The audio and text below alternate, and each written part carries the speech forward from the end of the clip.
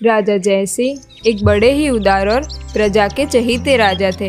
उनके राज्य में सब लोग सुख और आराम की जिंदगी जी रहे थे। राजा अपनी प्रजा का बहुत ख्याल रखते थे और कभी कभी गुप्त वेश धारण करके अपनी प्रजा की क्या मुश्किलें हैं वे भी जान लिया करते थे और फिर उन्हें मदद भी करते थे।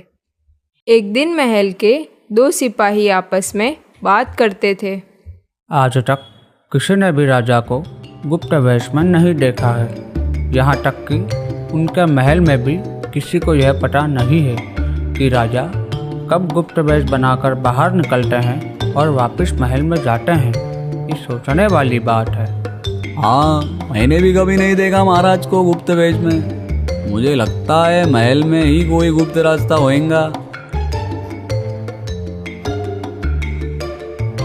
तभी एक बड़े पंडित जैसे व्यक्ति ने आके सिपाही से बोला, मुझे महाराज से मिलना है, मुझे अंदर जाने दो। अरे भैया, आप कौन हैं और महाराज से काहे मिलना चाहते हैं? वो तो मैं महाराज को ही बताऊंगा। ठीक है, आप वहीं ठहरिए, हम अभी महाराज को पूछ के आता हूँ। प्रणाम महाराज, कोई बड़े पंडित आपसे मिलना चाहते हैं लेकिन मिलने की वजह नहीं बता रहे हैं। जाओ और उन्हें सत्कार पूर्वक अंदर लेकर आओ। सिपाही पंडित को लेकर दरबार में आते हैं। आइए पंडित जी, आपका हमारे दरबार में स्वागत है। बताइए हम आपकी क्या सेवा कर सकते हैं? मैं बहुत दूर से आया हूँ और बहुत थक गया हूँ। आप मेरे लिए रहने का प्रबंध कीजिए। मैं आपके नगर में 1 सप्ताह रुकूंगा।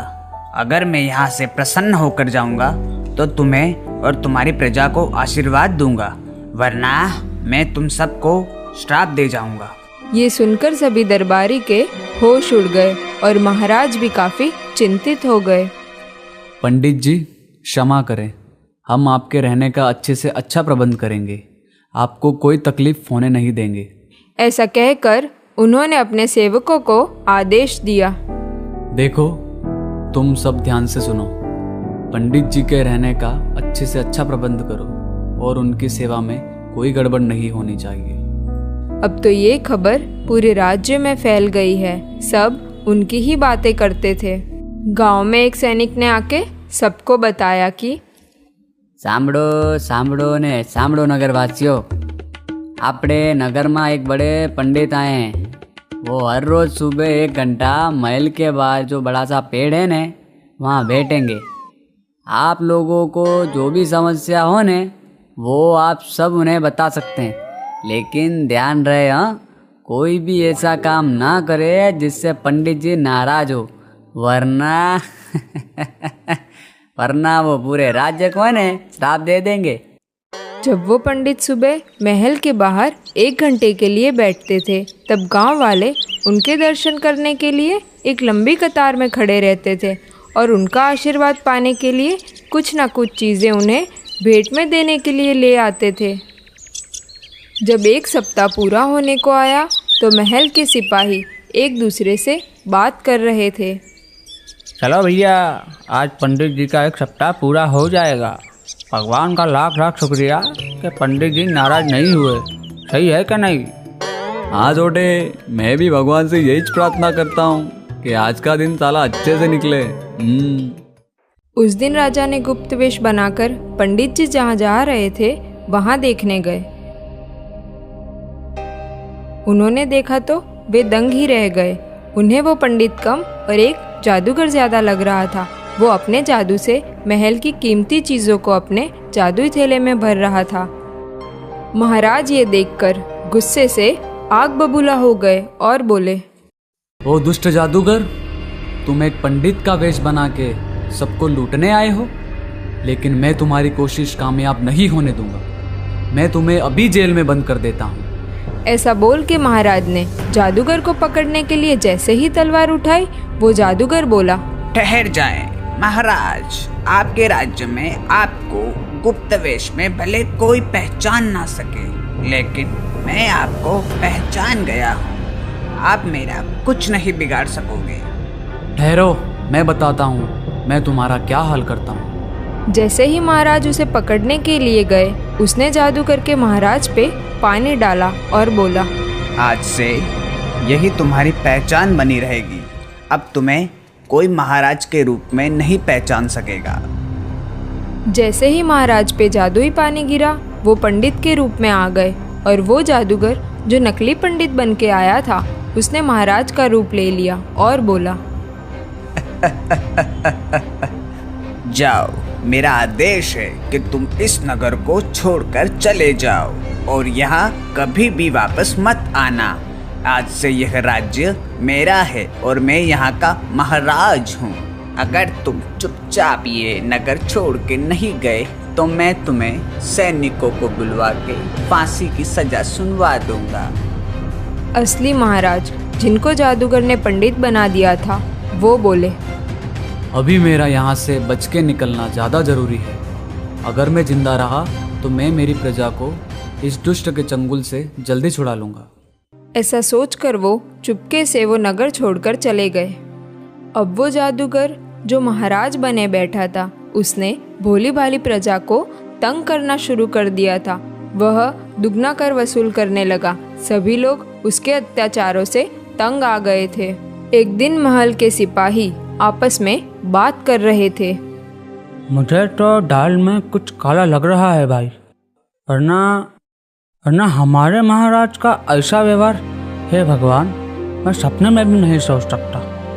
सही बात है, मुझे भी यही शंका है। वो पंडित जी यहाँ पे आए थे, वो अचानक से गायब हो गए और महाराज का भी व्यवहार उसी दिन से बदला बदला लग रहा है। कुछ तो लोचा है। हाँ, कहीं वो पंडित जी ने महाराज को श्राप तो नहीं दे दिया जिससे महाराज ऐसे हो गए हैं?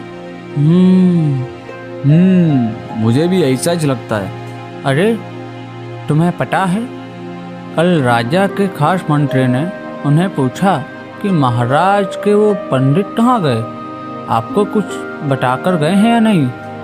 अच्छा, तो फिर महाराज ने क्या बताया? और जब उनका नाम पूछा कि हमें सिपाहियों को बैठकर उनका पता लगाना चाहिए, तो उनका नाम सुनकर महाराज आग बबूला क्यों हो गए और उन्होंने गुस्से से बोला कि अगर किसी ने भी उस पंडित के बारे में कुछ बोला तो वो उन्हें कारागार में डाल लेंगे। वो फिर क्या हुआ? फिर क्या, मंत्री और सभी दरबारी चुप होकर बैठ गए। पहले तो महाराज सबसे मशवरा करके राज्य या प्रजा के लिए फैसला लेते थे, लेकिन अब तो वो किसी को कुछ पूछते भी नहीं हैं।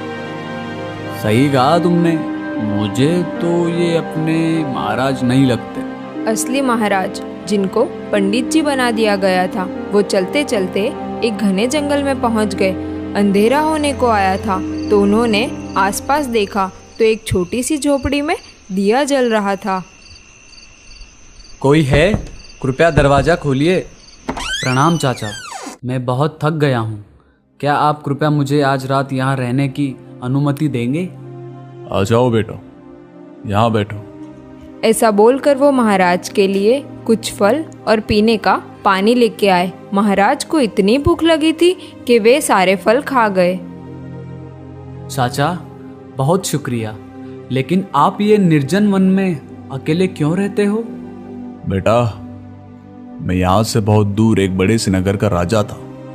एक दिन एक जादूगर पंडित के वेश में आया और छल कपट करके मेरा राज्य हड़प लिया और उसने मेरा रूप बना के वो राजा बन गया। उसने मुझे बूढ़ा बना दिया, इसीलिए कोई मुझे रखता भी नहीं है और पहचानता भी नहीं है। मैं अपनी प्रजा और परिवार के लिए बहुत चिंतित हूँ। अच्छा, तो वो दुष्ट जादूगर ने आपका भी राज्य हड़प लिया है? उसने मेरे साथ भी ऐसा ही किया है। अब मैं उसे छोड़ूंगा नहीं, हमें मिलकर उसका हल ढूंढना पड़ेगा। ये तो बहुत बुरा हुआ। ऐसे तो वो जादूगर सभी राजा और उनकी प्रजा को लूट लेगा। तुम्हारी बात सही है, हमें कुछ करना चाहिए। पहले तो मैं अकेला था, इसीलिए मुझे उस दुष्ट जादूगर का सामना करने की हिम्मत नहीं थी, लेकिन अब तुम आ गए हो तो हम दोनों मिलकर उसका मुकाबला करेंगे। ठीक है, तो फिर कल सुबह जल्दी उठकर हम उस दुष्ट जादूगर के बारे में पता लगाएंगे। दूसरे दिन सुबह वो दोनों जंगल की ओर निकल पड़े। थोड़े दूर आगे जाके देखा तो एक हिरन जख्मी हालत में वहाँ पड़ा हुआ था। महाराज तुरंत जाके पानी लेके आए और उसे पिलाया और अपना खीस चीर के हिरन के जख्म पे बांध दिया। जैसे ही उन्होंने हिरन का इलाज किया, वो हिरन ठीक हो गया और बोलने लगा, तुम बहुत अच्छे हो, इस रास्ते पे आगे जाओ, वहीं तुम्हें तुम्हारी समस्या का समाधान मिलेगा। ऐसा बोल के वो वहाँ से गायब हो गया। महाराज और चाचा आश्चर्य से एक दूसरे के सामने देखने लगे। अरे, ये हिरन कहाँ गायब हो गया? क्या ये सच कह रहा था? पता नहीं, लेकिन हमारे पास उसकी बातों पे भरोसा करने के अलावा और कोई चारा भी तो नहीं है। मुझे ऐसा महसूस हो रहा है कि वो हिरन सच बोल रहा था। चलो, हम इस रास्ते पे आगे चलते हैं। थोड़ी देर चलने के बाद देखा तो वहाँ एक भयानक सा दिखने वाला घर था। जैसे ही वो दोनों वहाँ पे पहुँचे, उसका दरवाज़ा अपने आप खुल गया। उन्होंने देखा तो अंदर एक सुंदर सी राजकुमारी बैठी थी। उसने मुस्कुराते हुए कहा, आइए महाराज जय सिंह और महाराज उदय सिंह। आप कौन हैं और हमें कैसे पहचानती है? मैं सुंदरपुर राज्य की राजकुमारी हूँ। इस दुष्ट जादूगर ने मुझे अपनी जादुई विद्या सिखाने की लालच दी और मुझे यहाँ पे कैद करके रखा है। मैं यहाँ से कहीं भी बाहर नहीं जा सकती हूँ। उस जादूगर ने हमारे पूरे राज्य का पूरा खजाना भी लूट लिया है। लेकिन वो जो हिरन हमें मिला था, वो क्या था? मैं जो थोड़ी सी जादुई विद्या सीखी हूँ, उससे मुझे आप लोगों के आने का पता चला और वो हिरन को मैंने ही जादू करके आपके पास भेजा था ताकि आप लोग मुझे यहाँ से छुड़ा सको। तुम कब से इस जादूगर की कैद में हो और तुम्हें छुड़ाने कोई क्यों नहीं आया? मैं करीब 1 साल से यहाँ कैद हूँ। उस जादूगर ने मेरे पूरे परिवार को कारागार में डाल दिया और मुझे यहाँ उठा कर ले आया। उसने सबको धमकी दी थी, अगर कोई उसके पीछे आया तो वो मुझे और मेरे परिवार को मार डालेगा। तुम तो यहाँ 1 साल से रहती हो, क्या यहाँ कोई आता जाता है? हाँ महाराज, मैंने अक्सर यहाँ एक बड़े तांत्रिक जैसे दिखने वाले व्यक्ति को आते हुए देखा है। क्या तुम्हें पता है वो कौन है? वो मेरे सामने तो कोई बातें नहीं करते थे, लेकिन उनकी बातों से मुझे लगता था कि वो तांत्रिक जैसा दिखने वाला व्यक्ति उस दुष्ट जादूगर का गुरु होगा। वो हर बार उसे कोई ना कोई नई विद्या सिखाता था। लेकिन क्या वो सब विद्या मुफ्त में सिखाता था? नहीं महाराज, वो जादूगर जब भी यहाँ आता था, वो अपने जादुई थैले में से काफी सारे सोना चांदी और कीमती चीजें लाता था। वो उसमें से थोड़ा धन अपने गुरु को दे देता था और बदले में उसके गुरु उसे नए नए जादुई प्रयोग सिखाते थे। वो हिरन वाला जादुई प्रयोग मैंने उनसे ही एक बार चुपके से सीख लिया था। क्या वो गुरु उसके दिए हुए धन को प्राप्त करके खुश हो जाता था? नहीं महाराज, वो पिछली बार जब यहाँ आए तब जादूगर पर बहुत गुस्सा थे। कहते थे कि तुम पूरे राज्य का खजाना लूट के आते हो और मुझे उसका 10वां हिस्सा भी नहीं देते हो। अब मैं तुम्हें कोई नया जादू नहीं सिखाऊंगा। ये सुनकर उस जादूगर को बहुत गुस्सा आया और उसने अपने गुरु के साथ बहुत झगड़ा किया। क्या इस जादूगर को मारने की कोई तरकीब है? वो जादूगर हर अमावस्या के दिन यहाँ आता है और अपनी जादुई शक्ति और भी शक्तिशाली करने के लिए तपस्या करता है। उसको उसके ही गुरु का श्राप लगा हुआ है। क्या श्राप है? जल्दी बताओ, और हम उसे कैसे मार सकते हैं, क्या तुम जानती हो? हाँ, मैंने चुपके से उस जादूगर और उसके गुरु के बीच झगड़ा हुआ था, वो मैंने सुन लिया था। वो अपने गुरु के साथ दुष्टता से बात करता था, इसीलिए उसके गुरु ने उसे श्राप दिया था कि अगर कोई अमावस्या के दिन उस पर काला पानी डालेगा तो वो अपने मूल स्वरूप में आ जाएगा और अपनी सभी जादुई विद्या भूल जाएगा। अरे, लेकिन हम काला पानी लाएंगे कहाँ से? यहाँ से थोड़ी ही दूरी पर आपको एक छोटा सा कुंड मिलेगा जिसमें से धुआं निकल रहा होगा। आप उस कुंड में ये लोटे का जल डाल देना तो वो पानी काला हो जाएगा। फिर आप इस लोटे में वो काला पानी भर देना। जाओ, आप दोनों ये जल भर के आओ। महाराज और चाचा काला पानी ढूंढने निकल जाते हैं। वो लोग जैसे ही थोड़े आगे गए, उनको आगे पानी ही पानी नजर आ रहा था, जैसे कोई बड़ा समंदर ना हो। अरे यहाँ तो आगे पानी ही पानी है, आगे जाने का कोई रास्ता ही नहीं दिखाई दे रहा। उन्होंने देखा तो वहाँ एक बड़ा सा पेड़ था। वो देखो, वहाँ एक बड़ा सा पेड़ है, चलो वहाँ जाके देखते हैं। जैसे ही वो दोनों पेड़ के पास पहुँचे, पेड़ पे एक बड़ा डरावना सा कौवा बैठा था। उनको देखकर बोला, अरे आप इस रास्ते कहाँ जा रहे हो? यहाँ कोई नहीं जा सकता। लेकिन हमें आगे जाना है, क्या आप हमारी मदद कर सकते हो? ठीक है, लेकिन मेरे प्रश्नों का सही उत्तर दोगे तो ही मैं तुम्हारी मदद करूंगा। ठीक है, पूछो। अच्छा, अगर तुम्हें पीने के लिए एक लोटे में स्वच्छ पानी और दूसरे लोटे में काला पानी दिया जाए तो तुम कौन सा पानी लेना पसंद करोगे? महाराज और चाचा एक दूसरे के सामने देखने लगे। ये कैसा विचित्र सवाल है, परंतु तुरंत उन्हें राजकुमारी की दी हुई सीख याद आ गई और उन्होंने जवाब दिया, हम काला पानी लेना पसंद करेंगे। अरे वाह, तुम पहले व्यक्ति हो जिसने मेरे सवालों का सही जवाब दिया है।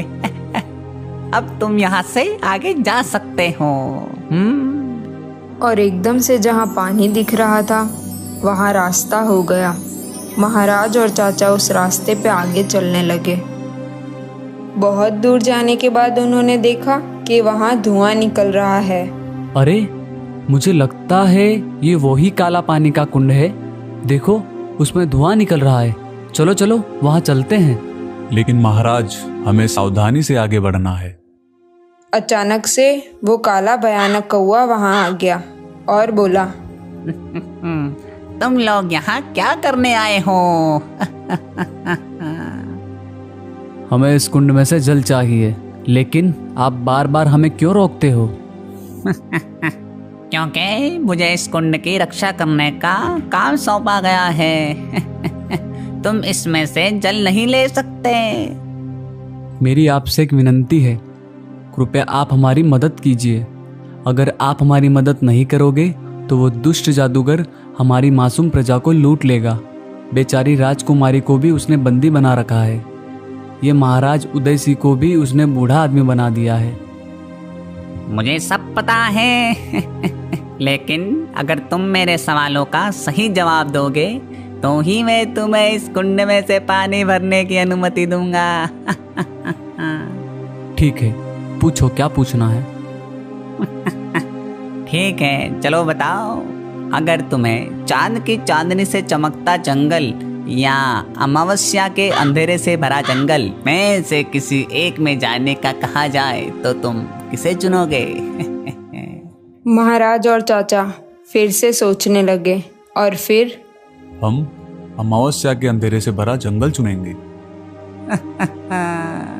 आज तक इस कुंड तक कोई भी इंसान नहीं पहुंचा, लेकिन आज आपने मेरे प्रश्नों का सही उत्तर दिया है। अब मैं तुम्हें इस कुंड में से पानी भरने की अनुमति देता हूँ। महाराज और चाचा उस कुंड में जैसे ही पानी भरने आगे जाते हैं, वो कौवा बोला, सावधान, अगर आपने इस कुंड में हाथ डाला तो आपका हाथ जल जाएगा। तो हम कैसे पानी निकालें? वहाँ एक बड़ी रस्सी दिखाई देती है, आप उसे अपने जल पात्र के साथ बांध दीजिए और पानी निकाल लीजिए।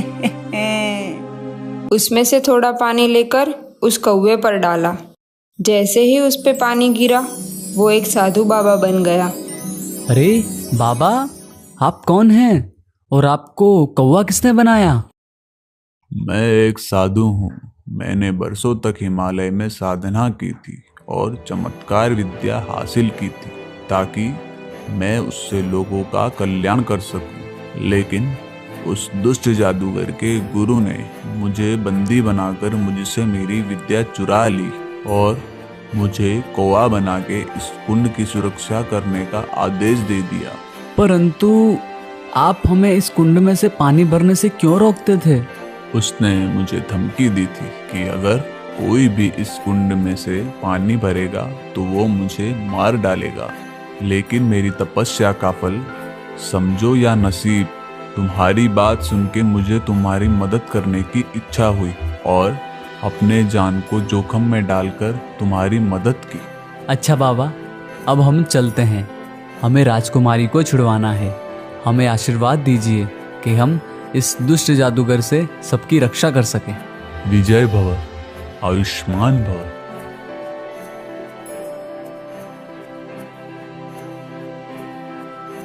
दोनों महाराज राजकुमारी के कहने पर काला पानी भर के आ गए। लेकिन हम हमारे मूल स्वरूप में वापस कैसे आएंगे? जैसे ही वो जादूगर पर आप काला पानी डालोगे, उसकी सब जादुई विद्या चली जाएगी और आप अपने मूल स्वरूप में आ जाओगे और मैं भी उसके कैद खाने में से छूट जाऊंगी। लेकिन ध्यान रखिए, वो जादूगर बहुत चालाक है, इसलिए आप दोनों को सुरक्षित जगह पर छुप जाना है और मैं जैसे ही इशारा करूं, आप उस पर ये काला पानी डाल देना। शुक्रिया राजकुमारी जी, हम ठीक वैसा ही करेंगे। अब आने दो उस दुष्ट जादूगर को। कल अमावस्या है तो आज हम यहीं उसका इंतजार करेंगे।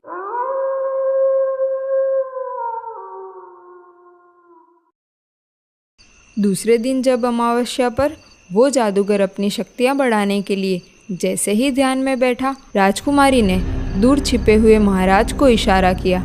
महाराज ने बिना देर किए जादूगर पर काला पानी डाल दिया। जैसे ही उस पे काला पानी गिरा, वो जोरों से चिल्लाने लगा, किसने ये दुस्साहस किया? मैं उसे छोड़ूंगा नहीं। लेकिन तब तक उसकी सभी जादुई विद्या चली गई थी और दोनों महाराज और राजकुमारी उसके चंगुल में से छूट गए थे। महाराज, आप इस दुष्ट को जिंदा मत छोड़ना, नहीं तो वो फिर से ऐसी घिनौनी हरकत करता रहेगा। तो आप ही बताएं, इसे क्या सजा दें? वो कुछ कहे, इतने में उस जादूगर ने राजकुमारी को पकड़ लिया। राजकुमारी को छोड़ दो, दुष्ट पापी। दोनों महाराज ने मिलकर उसे वहीं ढेर कर दिया और राजकुमारी को बचा लिया। हम जाकर उनके परिवार को भी कारागार से मुक्त करके आते हैं। राजकुमारी के पिता महाराज जयसिंह से बहुत प्रभावित हुए और बोले, महाराज, आप बड़े बहादुर हो और आपने मेरी बेटी को उस जादूगर की कैद में से आज़ाद करवाया है। क्या तुम मेरी बेटी से विवाह करोगे? जी महाराज, राजकुमारी जैसी बहादुर और बुद्धिशाली कन्या से विवाह करना मेरा सौभाग्य होगा।